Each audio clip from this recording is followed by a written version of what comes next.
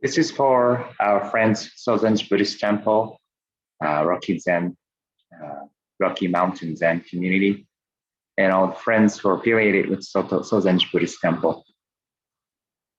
So one of my friends asked me to talk about the lotus flowers, which is a very symbolic flower in Buddhism. And I shared the message once before about lotus flower.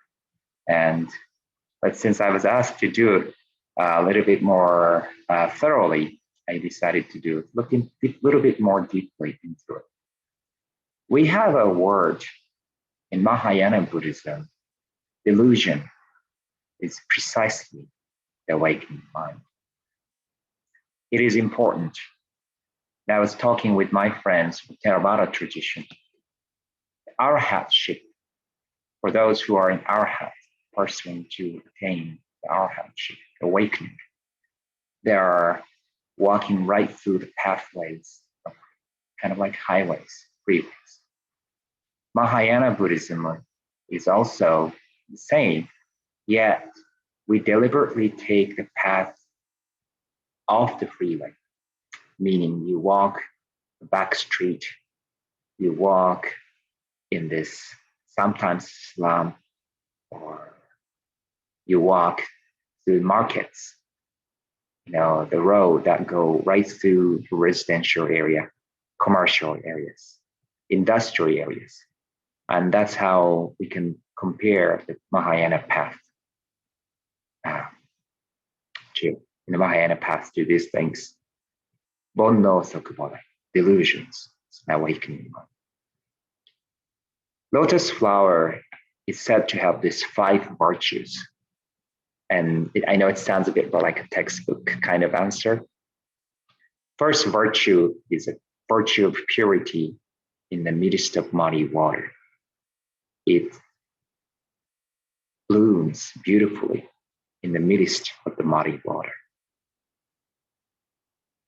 The second virtue is a virtue of a single flower, which is an extension of a single stem. So each stem bears only one flower, a single flower. Each with its unique, yet same and unique. And the third one is virtue of synchronicity, blooming flowers bearing seeds. From a botanical perspective, there's a certain process, but in general, people who are not the experts, right? We see flowers blooming, and they also have the seeds simultaneously. That simultaneousness seem to happen at the same time. And the fourth virtue is called the virtue of a single flower bearing multiple fruits. It has fruits. It has the fruits of in many simultaneously. And last virtue is called the virtue of this empty spaciousness. The stem is very hard and solid, and yet have that space and go straight, extending toward the sun.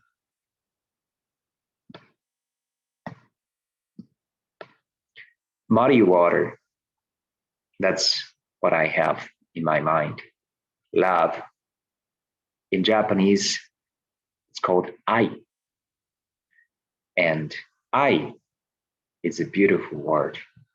And yet, in a Buddhist context, this I has a nuance of love, attachment, craving. So if I apply this to myself, just like myself, I love my son to the level that I would never imagined in the past. It makes me dedicated, makes me devoted. At the same time, it creates attachment, it creates cravings. And that happens even when I am with him, parenting him. I already fear the loneliness that will follow after my precious time with my son is over. and I have to go back to California.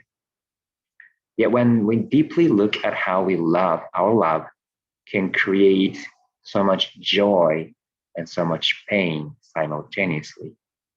And we start to sort of realize that, well, a way to tap into the world where such love can be free from pains and joys, when it's detached from our ego, free from a desire, free from our dualistic way of looking at what is the right thing for me, for myself, what is the wrong thing for me, for myself, because it's only self-created notion. And because after all, what we call love can be a reflection of our own self-centered notion of what happiness should be, what peacefulness should be. Because we are humans, we suffer, we get hurt, we hurt others. And that's what love can do when it comes with attachment and cravings. But precisely because of how we are humans, we also have the ability to feel the pains, to understand the suffering, and to penetrate such suffering and pains. Again, for me, for my son, it is to live our life as a parent, as a child, each independently. For me, without being overwhelmed with the ideas of how we should be together all the time, how we should be doing things together, how we should be meeting often, where we can be together. All these thoughts.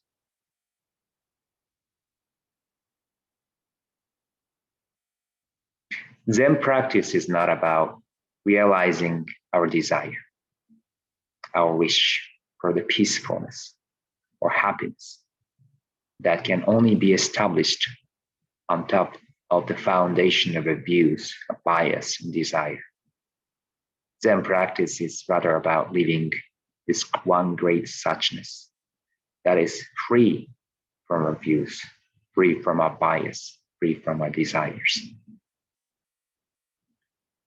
Beauty of lotus flower is possible in the midst of muddy water. And what that indicates, how the delusions is precisely the seed of awakening, something worth contemplating on. And this because this is the shape of Mahayana Buddhism. And that, to me, is a shape of Zen practice. There's my personal interpretation of this as well.